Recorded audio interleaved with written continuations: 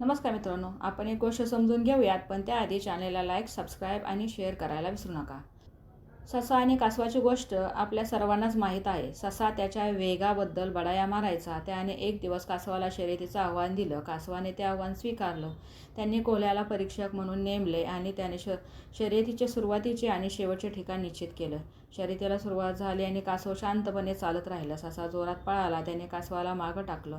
शर्यत जिंकण्याची त्याला पूर्ण खात्री असल्यामुळे त्याने एक डुलकी काढायचं ठरवलं. तो झोपेतून जागा झाला. त्याला शर्यतीची आठवण झाली आणि त्याने पळायला सुरुवात केली. परंतु कासव आधीच शेवटच्या रेषेपाशी पोचलेलं होतं. त्याने शर्यत जिंकलेली होती हे सशाने पाहिलं. यातून आपण काय शिकलो तर अनियमित, अनिश्चित, अर्धवट प्रयत्नापेक्षा सातत्य तुम्हाला मोठ्या यशापर्यंत घेऊन जाते.